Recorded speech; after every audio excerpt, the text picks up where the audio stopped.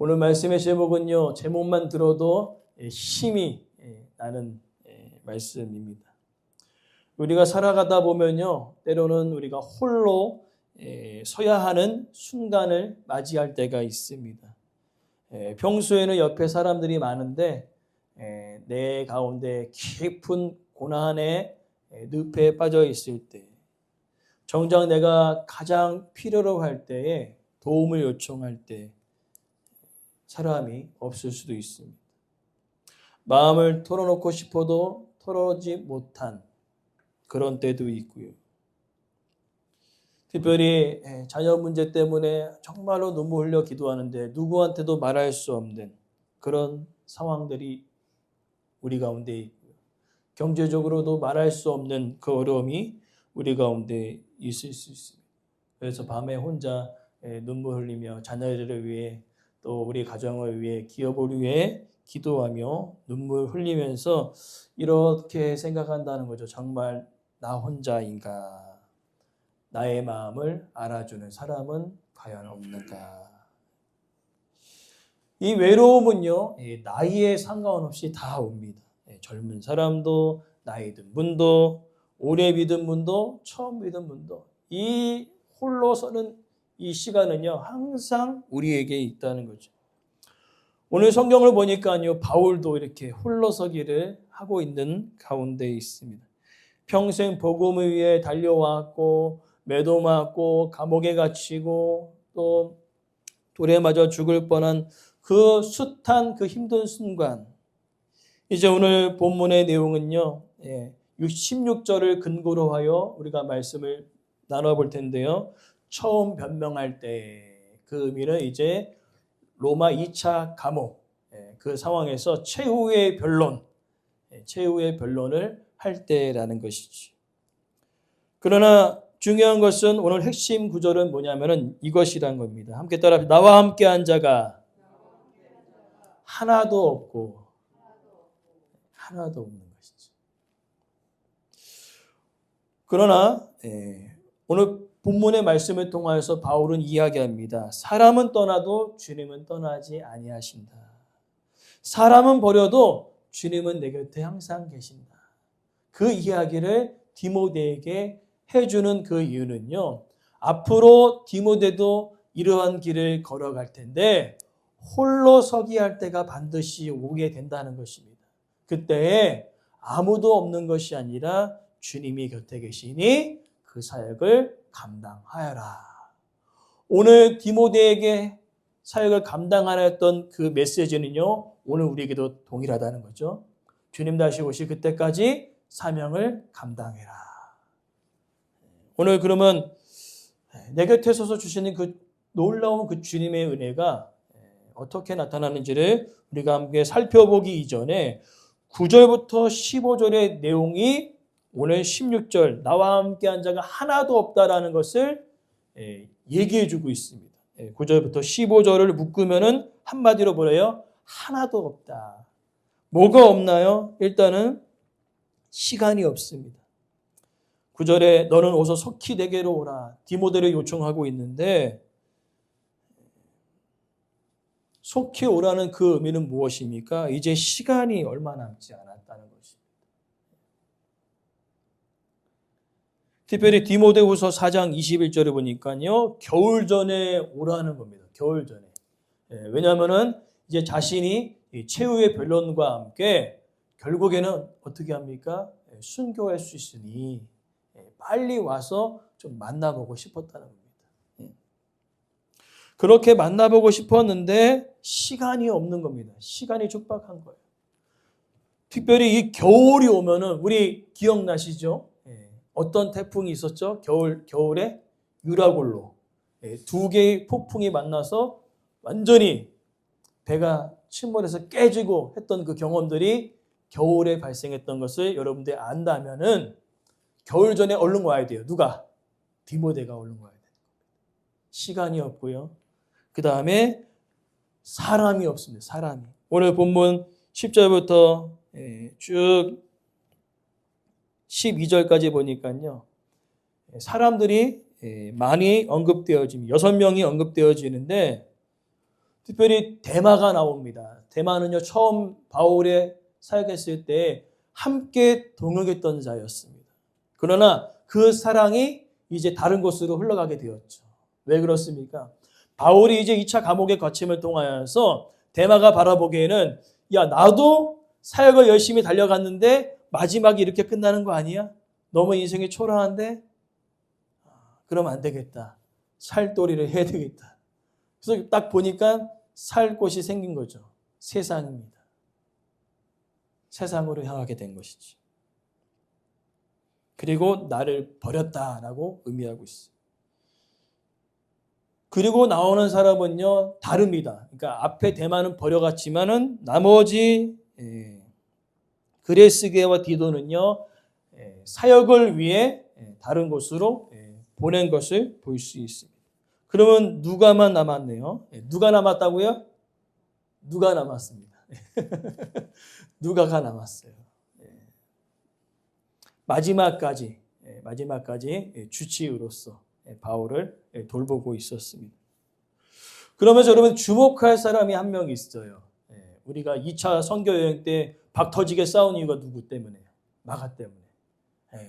바울에 있어서는 얘는 유익하지 않다라고 생각했는데 후에 이제 베드로가 로마 지역에 사역할 때에 누가 있었을까요? 바로 마가가 함께 동행하며 동하여서 베드로와 그 모든 여정을 함께 했다는 겁니다. 처음에는 연약해서 떠나갔지만 이제는 그 연약함으로 끝난 것이 아니라 그 연약함을 극복해서 이제 바울에게 유익한 그런 사람이 되었던 것처럼 오늘도 마찬가지입니다. 처음에 연약했지만 그 연약함으로 끝나는 인생이 아니라 연약한 인생에서 유익한 자로 우리가 변화되어지기를 간절히 소망합니다. 그리고 두기고는 에베소로 보냈어요. 그 다음에 나타지는 것은 그렇게 다 떠나서 가는데 알렉산더라는 사람이 등장합니다. 14절부터 15절에 보니까요. 그렇게 바울을 괴롭히는 겁니다.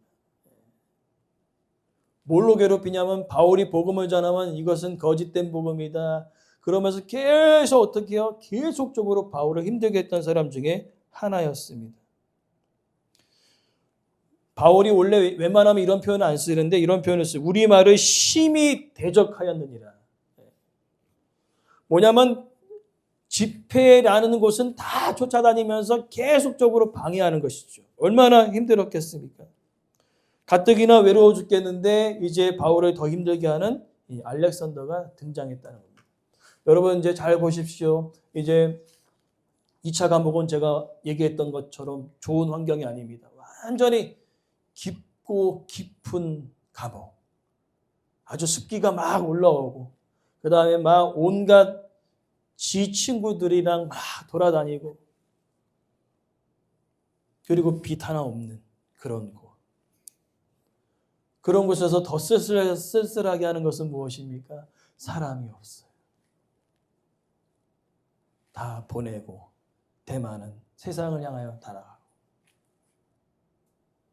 그리고 가뜩이나 힘들었는데 알렉산더는 계속 그저러 깐죽깐죽거리면서 바울의 복음을 방해하고 여러분 그렇게 생각했을 때 바울이 느끼는 감정이 어떨까요? 바로 16절이 되는 거죠. 하나도 없다. 하나도 없는 거죠. 특별히 이 처음 변명했다는 것은 제가 말씀드린 대로 마지막으로 최후의 변론과 함께 누군가 바울을 변호만 해준다면은 그것을 모면할 수 있어요. 아, 바울은 이렇게 해서 이러한 죄를 짓지 않았습니다. 단지 복음을 전한 것뿐이지 로마 사역 가운데 해를 끼친 적이 없습니다. 라고만 변론을 해주면 되는 겁니다. 로마 교회 성도들 다 어디 간 거죠? 어디 갔을까요? 열심히 사역을 하고 있었으나 이제 죽음 앞에는 아직까지 그들의 성도들의 믿음이 견고하지는 못했던 것 같습니다. 변론만 해주면 되거든요. 누군가 나타나서 사울은 이런 사람이 아닙니다라고 이야기만 해주면 되거든요. 그래서 요 법을 로마법에서 프리마 아키오라고 합니다. 프리마 아키오라고 하는데 이건 뭐냐면은 마지막 사전 심리를 거친 거죠. 그래서 누군가 한 명이라도 바울을 변호만 해주면은 바울은요 순교하지 않아도 돼요. 그럼에도 불구하고 한 명도 없다는 것입니다. 로마서를 읽어보면 그래도 그들이 믿음 안에 섰던 것 같은데 왜 이렇게 한 명도 없었을까요? 우리 시편 오늘 시편 묵상했는데 하나님께서 이제 바울의 사역의 때가 다 해서 고난 가운데 던져 놓으셨죠. 이제 쉬어라 이제 잘했다. 그리고 누가 이어서 가는 거죠? 디모데가 이어서 가는 것입니다. 때로는 이런 경우도 있다는 거죠. 늘 하나님께서 바울이 돌에 맞아 죽기 일보졌을 때 하나님께서 살리셨고 여러 가지 모든 숱한 어려움 속에서도 하나님께서 구출해 내셨고 배가 파선하여서도 바울을 건져내신 그 하나님, 지금도 여전히 건져내신 하나님 되심을 믿으십니까? 믿으세요? 근데 왜 그렇게 이번에는 외면하실까요? 그건 하나님의 주권과 섭리 안에 이제 바울의 사역은 끝났다는 것이죠. 이제 누가 그 바톤을 넘겨받을 때입니까? 디모데라는 것이죠. 그래서 하나도 없어요. 로마 교회 성도들 다 한 명만 와서 얘기만 해주면 풀려나는데 단 한 명도 없었어요. 그리고 이 최후의 변론 이후에 이제 바울은 참수형을 당하게 되죠. 그러는 가운데 하나도 없는 줄 알았는데 17절 말씀. 이제 바울의 눈이요, 이제 육신을 입었기 때문에 주변이 보일 수밖에 없지 않겠습니까? 야, 한 명도 없네. 야, 최후의 변론, 야, 로마 성도들 그렇게 말해. 한 명만 와서 나를 변론해주면 좋을 텐데 그 한 명도 없었다는. 그러니까 눈에 보이는 육신을 입고 있기 때문에 외롭죠. 힘들죠. 그러나 그의 눈은요, 거기를 향하는 것이 아니라 다른 곳에 향하게 됩니다. 누구를 향합니까? 주님에게로 향하는 거죠. 오늘 그것이 이제 우리가 살펴볼 내용이라는 겁니다. 첫 번째는요, 사람들이 모두 떠난 자리에서도 주님은 바울을 보고 계셨다는 거죠. 다 떠나간 것처럼 느껴지지만 주님은 그 바울을 보고 계셨다는 겁니다. 오늘 우리의 삶 속에 홀로 남아있는 그런 어려운 순간을 만날 때가 있습니다. 아, 나 혼자다. 현실을 보고 육신의 눈을 바라봤을 때는 정말 완전 답답하죠. 아무것도 없는 것처럼 느껴지죠. 그러나 여러분 기억하십시오.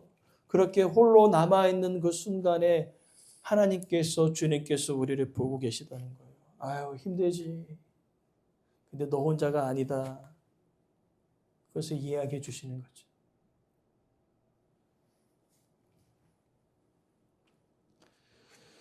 한 사람만 변론해 주면 되는데 그 한 사람도 없었던 그것을 볼 때에, 그러나 중요한 것은 그 모든 과정을 주님께서 보고 계시다라는 것입니다.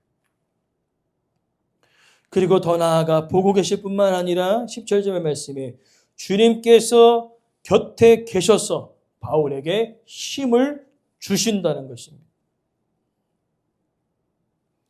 여기 서서라는 개념은요, 단순히 가까이 계셨다는 의미가 아니라, 따라합시다. 내 편에서 나를 대신해서 서셨다. 내 편에서 나를 대신해서 서신 것입니다.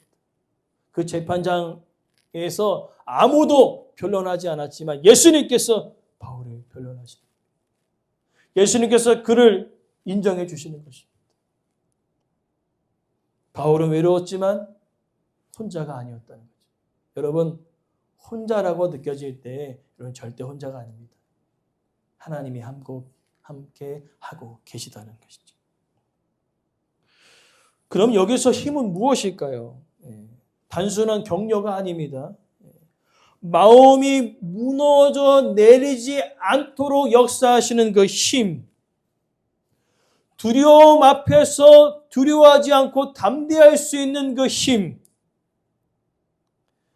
재판 자리에서도 예수 그리스도의 복음을 전할 수 있는 그 힘,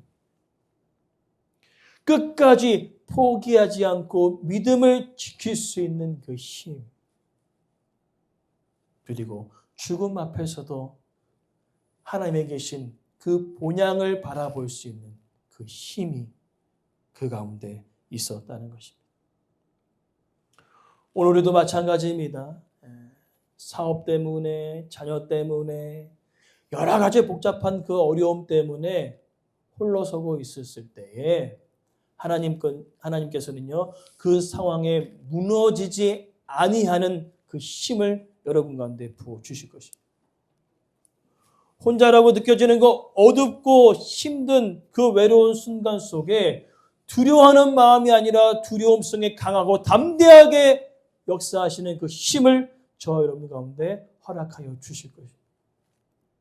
환경에 함몰되지 아니하도록 주님을 붙드는 그 믿음을 우리 가운데 부어 주시겠다. 사람이 줄 수 없는 힘입니다. 하나님을 바라볼 때, 그죠? 우리는 육신을 입고 있어서 환경을 바라볼 수밖에 없지만, 그러나 여러분 또 다른 그 영적인 눈을 여러분들이 열어서 주님을 바라볼 때, 우리는요 그 깊은 빛조차 없는 그 감옥에서도 빛을 보게 될 줄 믿습니다. 하나도 남아있지 않는 그 순간 속에서도 주님이 함께하고 계시다는 그 믿음의 확신이 저 여러분 가운데 들게 하실 것이라는 거죠. 그러면서 더 놀라운 사실은요, 세 번째로 주님은 지금도 끝까지 우리를 지켜주신다는 것입니다. 오늘 본문을 보니까요, 주님께서 함께 계시는데 나를 모든 악한 길에서 건져내시겠다. 언제까지요? 그의 천국에 들어가기 전까지. 천국에 들어가기 전까지 우리와 함께 하시다고 이야기하고 있습니다. 그러나 여러분, 중요한 것은요, 그렇게 천국에 이르기까지 함께 하시지만은요, 우리 앞에는요, 늘 사자가 있습니다. 17절 하반절에 사자가 입을 벌리고 여러분들과 함께 하고 있다는 겁니다. 여기 본문의 이 사자는요, 두 가지 의미가 있습니다. 당시 기독교인을 핍박했던 그 로마의 황제를 가리킬 때에 표현되는 사자와, 그리고 그 이면에 더 큰 세력인 사단을 상징하죠. 오늘 본문은 사단을 상징합니다. 복음을 전하는 그 바울의 발걸음 위에 사단은 항상 어떻게 입을 벌리고 우는 사자처럼 삼킬 자를 찾아다닌다는 거죠. 그러나 괜찮습니다. 아무리 사단이 우리의 앞을 가로막아도 사단조차도 하나님의 만드신 피조물 가운데 하나라시는 걸 여러분 기억하십시오. 그리고 하나님께서 그 모든 악한 길에서 천국에 이르기까지 우리를 지켜 보호하여 주실 줄 믿습니다. 바울은 그것을 알았습니다. 지금뿐만 아니라 내가 마지막 순간까지 믿음을 지키는 그것. 바울의 수제자 서머나 지역의 폴리갑이라는 제자가 있었습니다. 그 숱한 그 박해 가운데 이제 화형에 처합니다. 화형에 처하는데 이 폴리갑은요, 이 서머나 지역에 대중들뿐만 아니라 고위 관료직조차도 그를 인정하는 아주 품행이 너무나 대단한 사람 중에 한 명이었어요. 그래서 집행하는 그 사람이 이야기합니다. 한 번만 예수님을 모른다고만 한마디만 해주세요. 그러면 저희가 살려드리겠습니다. 이렇게 얘기했는데 폴리갑이 이렇게 얘기합니다. 하나님께서 내 인생 가운데 늘 함께 하셨는데 나는 단 한순간, 단 1초라도 하나님을 부인할 수 없다. 오늘 우리의 삶이 이와 같기를 간절히 소망합니다. 저와 여러분 삶 가운데 늘 함께 하시고 인도하신 그 하나님의 놀라우신 그 은혜는요, 우리와 늘 함께 하셨습니다. 부인할 수 없습니다. 우리와 함께 하셨다는 거죠. 그래서 그 내용을 통하여 바울은 디모데에게 이야기한다는 것입니다. 우리가 주목해서 함께 보아야 할 내용은 주께서라는 단어는요. 17절에 주께서, 18절에서 주께서, 14절에 주께서. 주께서라는 단어를 계속 반복하고 있는 그 이유는 뭡니까? 지금 현재 어렵고 힘든 그 상황 속에서도 너가 이 상황 속에 이길 수 있는 그 힘은 주님을 의지하는 것이다라고 이야기하는 거죠. 주님을 바라보는 것이다. 바울은 이제 겨울이 가까워오고 있습니다. 가뜩이나 사람도 없는데 겨울이 오죠. 몸도 춥고 마음도 춥고 여러 가지로 다 춥습니다. 그러나 그 인생 가운데 그를 뜨겁게 만드는 것은 그 순간 속에 역사하시는 성령의 기름 부으심이 있었다는 겁니다. 우리 인생 가운데 추운 겨울을 혹시 보내고 계십니까? 혼자라고 느껴지십니까? 그러나 주님을 의지할 때 극한 추위에도 따뜻함을 느끼는 성령의 기름 부으심이, 하나님의 도우심이, 또한 두려워하는 그 마음 가운데 강하고 담대함으로 역사하시는 그 놀라운 그 힘이 오늘 우리 가운데 있음을 믿습니다. 그래서 여러분 기억하십시오. 사람은 떠나도 주님은 떠나지 않는다는 것입니다. 모든 사람을 다 버려도 주님은 끝까지 우리를 버리지 아니하신다는 거죠. 우리가 놓쳐버린 것이지 하나님은 우리를 절대 놓지 아니하신다는 그 은혜를 여러분 기억하면서 우리가 기억합시다. 마지막 고백입니다. 함께 따라합시다. 하나님에게 영광이 세세 무궁토록 있기를 원합니다. 아멘. 마지막 바울이 외쳤다는 거죠. 하나님, 이 모든 순간이 하나님의 영광이, 하나님의 이름이 드러나기를 원합니다. 순교의 순간에 이것을 외칠 수 있었던 그 이유는 주님이 늘 함께하고 계시다는 그 확신이 있었기 때문이죠.